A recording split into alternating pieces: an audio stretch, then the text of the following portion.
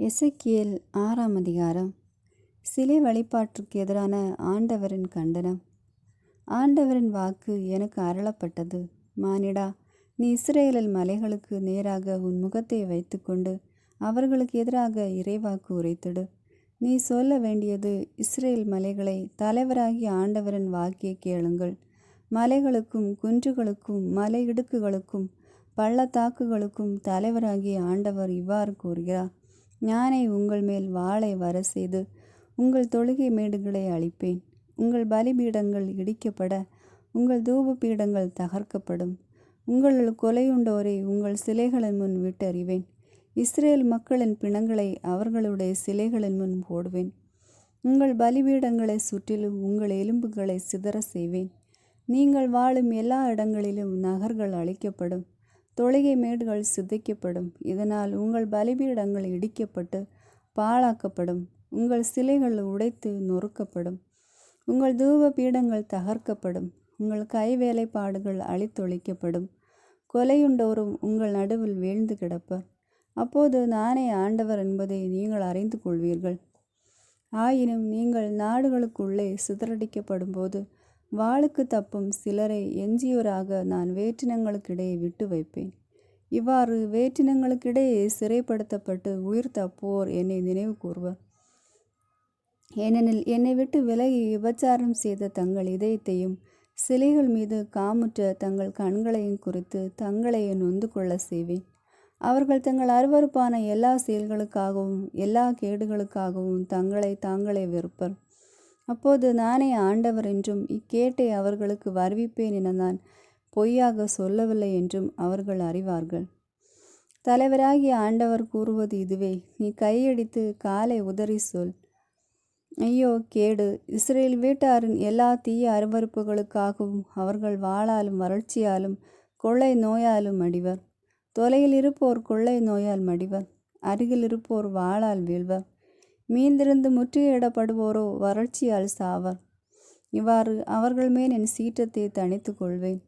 ஒவ்வொரு உயர்ந்த குன்றிலும் எல்லா மலை உச்சிகளிலும் ஒவ்வொரு பசு மரத்தடியிலும் தழைத்து நிற்கும் எல்லா கருங்காலி மரங்களடையிலும் எங்கெங்கு அவர்கள் தங்கள் சிலைகளுக்கெல்லாம் நறுமண தூபம் காட்டினாரோ அங்கெல்லாம் அவர்களுடைய பலிபீடங்களை சுற்றி அவர்களுடைய சிலைகளோடு அவர்கள் கொலையுண்டோரும் கிடக்கும்போது நானே ஆண்டவர் என்பதை நீங்கள் அறிந்து கொள்வீர்கள். நான் அவர்கள் மீது என் கையை ஓங்கி பாலின் நிலம் முதல் திப்லா வரை அவர்கள் குடியிருக்கும் எல்லா இடங்களையும் அழித்து பாழாக்குவேன். அப்போது நானே ஆண்டவர் என்பதை அவர்கள் அறிந்து கொள்வர். 7ஆம் அதிகாரம். இஸ்ரேலை நெருங்கி கொண்டிருக்கும் அழிவு. ஆண்டவரின் வாக்கு எனக்கு அருளப்பட்டது. மானிடா, இஸ்ரேல் நாட்டை நோக்கி தலைவராகிய ஆண்டவர் இவ்வாறு கூறுகிறார்: இதோ முடிவு வந்து விட்டது. நாட்டின் 4 மூலைகள் வரையிலும் முடிவு வந்து விட்டது. இப்பொழுது முடிவு உனக்கு வந்து விட்டது. நான் என் சினத்தை உன்மீது அனுப்புவேன்.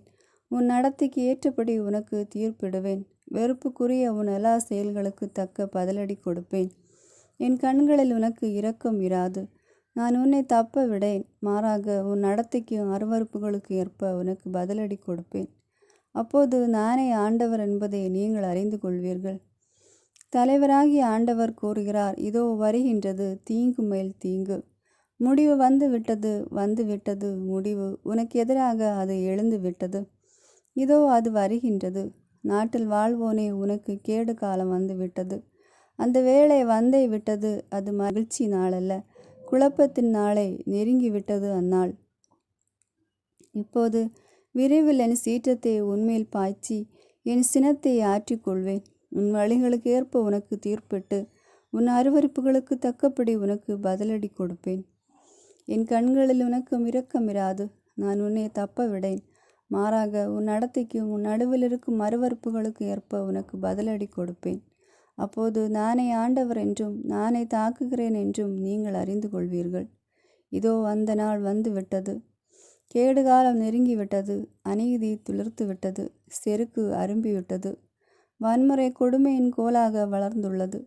அவர்களோ அவர்களது செழிப்போ அவர்களது செல்வமோ எதுவுமே தப்ப முடியாது.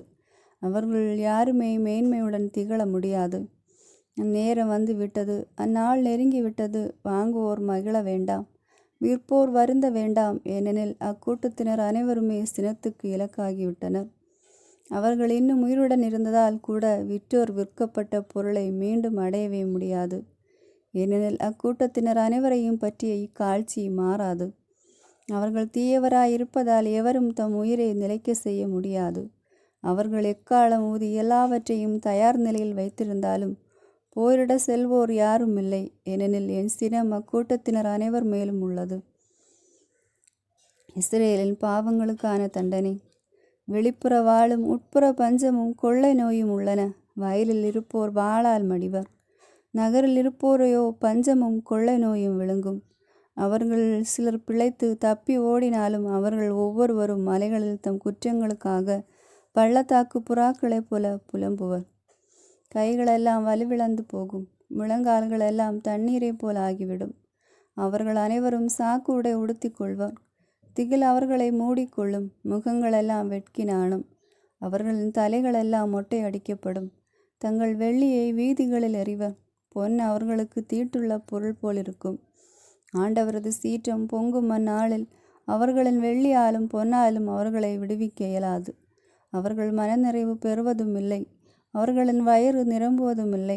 ஏனெனில் அவர்களது குற்றப்பழியை அவர்களுக்கு முட்டுக்கட்டையாக ஆகிவிட்டது. அழகிய அணிகலன்களை பகட்டுக்காக பயன்படுத்தினர். அவற்றால் தங்கள் அருவருக்கத்தக்க சிலைகளையும் வெறுக்கத்தக்க பொருட்களையும் செய்து கொண்டனர். எனவே அவற்றை அவர்களுக்கு தீட்டான பொருளாக மாற செய்தேன். மேலும் அதை அந்நியர் கையில் கொள்ளை பொருளாகவும் உலகின் தீயோர் சூறையாடும் பொருளாகவும் கொடுப்பேன். அவர்கள் அதை கரைப்படுத்துவார்கள். அவர்கள் செய்வதை கண்டு கொள்ள மாட்டேன். அவர்களும் என் அரும்பொருளை தீட்டுப்படுத்துவார்கள். கள்வரும் அதனுள் நுழைந்து கரைப்படுத்துவர். நீ ஒரு சங்கிலியை செய்து கொள். நாடு கொலை தீர்ப்புகளாலும் நகர் வன் செயல்களாலும் நிறைந்துள்ளன. ஆகையால் வேற்றினத்தாரில் பொல்லாதவர்களை கூட்டி வருவேன். அவர்கள் இவர்களுடைய வீடுகளை கைப்பற்றுவார்கள். வலியோரின் ஆணவத்தை அடக்குவேன். அவர்களின் திருத்தலங்கள் கரைப்படுத்தப்படும். கடுந்துயர் அடையும் பொழுது அமைதியை நாடுவர், ஆனால் அது கிடைக்காது. அழிவுக்கு மேல் அழிவு உண்டாகும். வதந்திக்கு மேல் வதந்தி பரவும். இறைவாக்கினரின் காட்சியை நாடுவர், ஆனால் குருக்களிடம் திருச்சட்டமும் மூப்பர்களிடம் அறிவுரையும் அற்றுப்போகும். அரசன் புலம்புவான், இளவரசன் அவநம்பிக்கையை அணிந்திருப்பான். நாட்டு மக்களின் கைகளோ நடுங்கி கொண்டிருக்கும். அவர்களின் வழிகளுக்கு ஏற்ப நானும் அவர்களுக்கு செய்வேன். அவர்களின் தீர்ப்பு முறைகளின்படியே நானும் அவர்களுக்கு தீர்ப்பிடுவேன். அப்போது நானே ஆண்டவரென அவர்கள் அறிந்து கொள்வர். 8ஆம் அதிகாரம். எசேக்கியேலின் 2ஆம் காட்சி. 6ஆம் ஆண்டில் 6ஆம் மாதத்தின் 5ஆம் நாள் நான் என் வீட்டில் அமர்ந்திருந்தேன். யூதாவின் மூப்பரும் என் முன்பாக அமர்ந்திருந்தனர். அப்போது அங்கே தலைவராகிய ஆண்டவரின் கை என் மீது விழுந்தது. அப்போது இதோ நெருப்பு போன்ற ஒருவரின் சாயலை கண்டேன். அவரது இடைக்கு கீழ்ப்புறம் நெருப்பு போன்றும் அவரது இடைக்கு மேற்புறம் பளபளக்கும் வெண்கலம் போன்றும் உலர்வதைக் கண்டேன். அவர் கை போன்று தெரிந்த ஒன்றை நீட்டி என் தலைமுடியை பிடித்தார். கடவுள் அருளே காட்சியில் ஆவி என்னை விண்ணுக்கும் மண்ணுக்கும் நடுவில் தூக்கி எருசலேமுக்கு கொணர்ந்து அங்கே ஆண்டவரது சகிப்பின் மையை தூண்டும் சிலையிருக்கும் வடதிசை நோக்கி அமைந்த உள்வாயிலில் முற்றத்தில் என்னை விட்டது. அங்கே சமவெளியில் நான் கண்ட காட்சியை போன்று இஸ்ரேலின் கடவுளது மாட்சி இலங்கியது. அவர் என்னை நோக்கி, மானிடா, உன் கண்களை உயர்த்தி வடக்கே பார் என்றார். நானும் வடதிசை நோக்கி என் கண்களை உயர்த்தினேன். அங்கே வடக்கில் பலிபீடத்தின் முற்றத்தில் நுழைவாயிலின் அருகே ஆண்டவரது சகிப்பின்மையை தூண்டும் சிலை இருந்தது. அவர் என்னை நோக்கி, மானிடா, அவர்கள் செய்வதை பார்த்தாயா? என் திருத்தலத்திலிருந்து நான் விலகி இருக்குமாறு இஸ்ரேல் வீட்டார் செய்கிற மிகவும் அருவருக்கத்தக்கவற்றை பார்க்கின்றாய் அல்லவா? திரும்பி வா, இதை விடவும் அருவருக்கத்தக்கவற்றை காண்பாய் என்றார். பின்னர் அவர் என்னை முற்றத்தின் வாயிலுக்கு கொண்டு சென்றார். அங்கே சுவரில் ஒரு துளை இருக்க கண்டேன். அவர் என்னிடம், மானிடா, சுவரை உடை என்றார். நான் சுவரை உடைத்த போது அங்கே ஒரு வாயிற்படி இருந்தது. அவர் என்னை நோக்கி, உள்ளே போய் அவர்கள் செய்யும் தீய அருவருப்பான செயல்களை பார் என்றார். நான் உள்ளே நுழைந்து பார்த்தேன். இதோ எல்லா வகை ஊர்வனமும் வெறுக்கத்தக்க விலங்குகளும் இஸ்ரேல் வீட்டாரின் தெய்வ உருவங்களும் சுவரை சுற்றிலும் செதுக்கப்பட்டிருந்தன. அவற்றிற்கு முன் இஸ்ரேல் வீட்டு மூப்பர்களில் 70 பேர் கையில் நறுமணம் கமலம் தூப கலசத்துடன் நின்று கொண்டிருந்தனர். அவர்கள் நடுவே சாப்பானின் மகன் யாசானியாவும் நின்று கொண்டிருந்தார். ஆண்டவர் என்னை நோக்கி, மானிடா, இஸ்ரேல் வீட்டு மூப்பர்கள் இருளில் தாங்கள் வைத்த தெய்வ உருவங்களின் முன் என்ன செய்கிறார்கள் பார்த்தாயா? ஆண்டவர் நம்மை பார்க்கவில்லை, ஆண்டவர் நாட்டை கைவிட்டு விட்டார் என அவர்கள் சொல்கின்றனர் என்றார். மீண்டும் அவர் என்னை நோக்கி, திரும்பி வா, இவர்கள் செய்யும் இன்னும் பெரிய அருவருக்கத்தக்க செயல்களை காணப்போகிறாய் என்று சொன்னார். பின் அவர் என்னை ஆண்டவரது இல்லத்தின் வடக்கு வாயிலுக்கு கூட்டி வந்தார். அங்கே பெண்கள் உட்கார்ந்து தம்முசுக்காக அழுது கொண்டிருந்தனர். பின் அவர் என்னை நோக்கி, பார்த்தாயா மானிடா, மீண்டும் திரும்பி வா, இவற்றிலும் பெரிய அருவருக்கத்தக்க செயல்களை காணப்போகிறாய் என்றார். அவர் என்னை ஆண்டவரது இல்லத்தின் உள்கூடாரத்திற்கு கூட்டி வந்தார். அங்கே ஆண்டவரது கோவிலின் வாயிற் பகுதியில் மண்டபத்திற்கும் பீடத்திற்கும் இடையில் ஏறக்குறைய 25 பேரை கண்டேன். அவர்களின் முதுகு ஆண்டவரது இல்லத்தையும் முகம் கிழக்கு திசையை நோக்கியிருந்தன. அவர்கள் கிழக்கே பார்த்து கதிரவனை தொழுது கொண்டிருந்தனர். அவர் என்னை நோக்கி, பார்த்தாயா மானிடா, யூதா வீட்டார் இங்கு செய்கிற அருவருப்புகள் அற்பமானவையோ? அவர்கள் நாட்டை வன்முறையினால் நிரப்பி மீண்டும் மீண்டும் எனக்கு சினமூட்டுகிறார்கள். அதோ பார், திராட்சை கிளைகளை தங்கள் மூக்கிற்கு எதிராக தூக்கி பிடிக்கிறார்கள். எனவே நான் அவர்களிடம் சினத்துடன் நடந்து கொள்வேன். என் கண் அவர்களுக்கு இரக்கம் காட்டாது, நான் அவர்களை தப்ப விடேன். என் செவிகளில் அவர்கள் பெரும் குரலிட்டு அழுதாலும் நான் கேட்க மாட்டேன். 9ஆம் அதிகாரம். எருசலேம் தண்டிக்கப்படல். அவர் என் செவிகள் உரத்த குரலில், நகருக்கு தண்டனை வழங்குவோரே, நீங்கள் ஒவ்வொருவரும் கொலை கருவியை கையில் ஏந்தி நெருங்கி வாருங்கள் என்றார். இதோ 6 ஆட்கள் வடக்கு நோக்கி இருக்கும் மேல் வாயிலின் வழியாக வந்தனர். ஒவ்வொரு கையிலும் ஒரு கொலை கருவி இருந்தது. அவர்களுடன் 40 உடுத்தி எழுதும் மைக்கூட்ட இடையில் வைத்திருந்த ஒருவனும் இருந்தான்.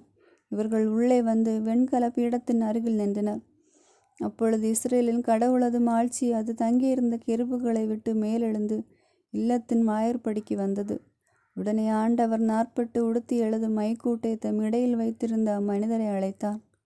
பின் ஆண்டவர் அவரை நோக்கி, எருசலேம் நகரெங்கும் சுற்றி வந்து அதனுள் செய்யப்படும் எல்லா அருவருக்கத்தக்க செயல்களுக்காகவும் பெருமூச்சு விட்டு புலம்பு. மனிதர்களுக்கு நெற்றியில் அடையாளமிடு என்றார். என் செவிகளில் விழுமாறு அவர் மற்றவர்களை நோக்கி கூறியது, நீங்கள் அவர் பின்னால் நகரெங்கும் சுற்றி வந்து தாக்குங்கள். உங்கள் கண்களை நின்று யாரையும் தப்பவிட வேண்டாம், இரக்கம் காட்ட வேண்டாம். முதியோர், இளைஞர், கன்னியர், குழந்தைகள், பெண்கள் அனைவரையும் கொன்று அழியுங்கள். அடையாளம் இடப்பட்ட மனிதர் எவரையும் நெருங்காதீர்கள். என் தூயகத்திலிருந்து தொடங்குங்கள். அவர்கள் ஆண்டவரது இல்லத்தின் முன்னிருந்த முதியோரிலிருந்து தொடங்கினர். அவர் அவர்களை நோக்கி, கோவிலை கரைப்படுத்துங்கள், முற்றங்களை கொலை உண்டவர்களால் நிரப்புங்கள், புறப்படுங்கள் என்றார். அவர்களும் நகருக்குள் சென்று வெட்டி வீழ்த்தினார்கள். அவர்கள் வெட்டி வீழ்த்தி கொண்டிருந்த போது நான் மட்டும் தனியே இருந்தேன். நானும் முகங்குப்புற விழுந்து, தலைவராகிய ஆண்டவரை, நீரும் சீற்றத்தை எருசலேமின் மீது கொட்டி இஸ்ரேலில் எஞ்சி இருப்போர் அனைவரையும் அழைத்து விடுவீரோ என்று கத்தினேன். அவர் என்னை நோக்கி, இஸ்ரேல் யூதா வீட்டார்களின் குற்றம் மிக மிக பெரிது. நாடு இரத்த பழியால் நிறைந்துள்ளது, நகரில் புரட்டு மலிந்துள்ளது. ஏனெனில் ஆண்டவர் நாட்டை கை நெகிழ்ந்து விட்டார், அவர் எதையும் காண்பதில்லை என்று சொல்லிக் கொள்கின்றனர். ஆகவே என் கண் அவர்களுக்கு இரக்கம் காட்டாது, நான் அவர்களை தப்ப விடேன். அவர்களின் வழிமுறைகளை அவர்களின் தலைமீதே சுமத்துவேன் என்றார். இதோ 40 உடுத்தி இடையில் மைக்கூட்டை வைத்திருந்த மனிதர் வந்து, நீர் எனக்கு கட்டளையிட்டவாறே நான் செய்து முடித்து விட்டேன் என்று அறிவித்தார். 10ஆம் அதிகாரம். ஆண்டவரின் மாட்சி கோவிலை விட்டு விலகல். நான் உற்று நோக்கினேன். இதோ கெருபுகளுக்கு மேல் அவற்றின் தலைக்கு மேலிருந்த விதானத்தில் நீலமணி இழைத்த அரியணை உருவத்தின் சாயலை போன்றதொன்று தெரிந்தது. அவர் 40 உடுத்திய மனிதரிடம், கெருபுகளுக்கு கீழ் இடுக்கு சக்கரங்களின் நடுவில் நுழைந்து கெருபுகள் நடுவில் உள்ள நெருப்பு தணலை கை நிறைய வாரி நகரின் மீது வீசு என்றார். என் கண்ணெதிரே அவரும் சென்றார். அந்த மனிதர் உள்ளே சென்றபோது கோவிலின் வலப்புறத்தில் கெருபுகள் நின்று கொண்டிருந்தன. மேகம் உள்முற்றத்தில் பரவி இருந்தது. ஆண்டவரது மாட்சி கெருபுகளுக்கிடமிருந்து புறப்பட்டு கோவிலின் வாயிற்படிக்கு வந்தது. மேகம் கோவிலில் பரவி இருந்தது. முற்றம் முழுவதும் ஆண்டவரது மாட்சியின் பேரொளி நிறைந்து விளங்கிற்று. கெருபுகளின் இறக்கைகள் எழுப்பிய ஒலி வெளிமுற்றம் வரை கேட்டது. அது எல்லா வல்லவரின் குரலொலி போன்றது இருந்தது. அவர் 40 உடுத்திய மனிதரை நோக்கி, சக்கரங்களின் இடையே கெருபுகள் நடுவில் உள்ள நெருப்பில் கொஞ்சம் எடு என்று கட்டளையிட, அவரும் சென்று சக்கரத்தின் அருகில் நின்றார். அப்பொழுது கெருபுகள் ஒன்று தன் கையை நீட்டி கெருபுகள் நடுவில் உள்ள நெருப்பில் கொஞ்சம் எடுத்து நாற்பட்டு உடுத்தியவரின் உள்ளங்கையில் வைத்தது. அவர் அதை எடுத்துக்கொண்டு வெளியே சென்றார். கெருபுகளின் இறக்கைகளின் கீழ் மனித கையின் சாயல் காணப்பட்டது. இதோ கெருபுகளின் அருகில் 4 சக்கரங்களை கண்டேன். ஒவ்வொரு கெருபின் அருகிலும் ஒரு சக்கரம் இருந்தது. சக்கரங்கள் மரகத கல்ல நிறத்துடன் தோன்றின. அவை 4ம் ஒரேவித தோற்றம் கொண்டிருந்தன. சக்கரத்துக்குள் சக்கரம் இருப்பது போல் தோன்றின. அவை இயங்கும் கையில் எப்பக்கமும் திரும்பாமல் நாட்டிசையிலும் செல்லக்கூடியவை. முன் சக்கரம் நோக்கும் திசையில் மற்ற சக்கரங்களும் திரும்பாமல் சென்றன. கெருபுகளின் உடல் முழுவதும் முதுகு, கைகள், இறக்கைகள், சக்கரங்கள், அதாவது 4 சக்கரங்கள் கண்களால் நிறைந்திருந்தன. சுழல் சக்கரங்கள் என்று அவை அழைக்கப்பட்டதை நான் கேட்டேன். ஒவ்வொன்றுக்கும் 4 முகங்கள் இருந்தன. முதலாவது எருது முகம், 2வது மனித முகம், 3வது சிங்கமும், 4வது கழுகு முகம். அப்பொழுது கெருபுகள் மேல் எழுந்தன. கெபார் ஆற்றோரோ நான் கண்ட உயிரினங்கள் இவையே. கெருபுகள் சென்றபோது சக்கரங்கள் அவற்றோடு சென்றன. கெருபுகள் நிலத்திலிருந்து மேலெழும்ப தங்கள் இறக்கைகளை விரித்தபோது சக்கரங்கள் திரும்பாமல் அவற்றுடன் இருந்தன. அவை நின்றபோது இவையும் நின்றன. அவை எழுந்தபோது இவையும் எழுந்தன. ஏனெனில் அவ்வுயிரினங்களின் ஆவி இவற்றில் இருந்தது. ஆண்டவரது மாட்சி கோவிலின் வாயிற்படியை விட்டு கெருபுகளின் மீது வந்து நின்றது. என் கண்ணெதிரே கெருபுகள் தங்கள் இறக்கைகளை விரித்து நிலத்து நின்று மேலெழுந்தன. அவை சென்றபோது சக்கரங்களும் அவற்றுடன் சென்றன. ஆண்டவரது இல்லத்தின் கிழக்கு நுழைவாயிலில் அவை நின்றன. இஸ்ரேலின் கடவுளது மாட்சி அவற்றின் மேல் இருந்தது. கெபார் ஆற்றோரம் இஸ்ரேலின் கடவுளுக்கு கீழே நான் கண்ட உயிரினங்கள் இவை. அவை கெருபுகளே என்று நான் தெரிந்து கொண்டேன். அவை ஒவ்வொன்றுக்கும் 4 முகங்களும் 4 இறக்கைகளும் இருந்தன. அவற்றின் இறக்கைகளின் கீழ் மனித கைகளின் சாயல் இருந்தது. அவற்றின் முகம் சாயல் கெபார் ஆற்றோரோ நான் கண்ட முகங்களைப் போன்றே தோன்றிற்று. அவை ஒவ்வொன்றும் நேர்முகமாக சென்றன. ஆமேன். God bless you.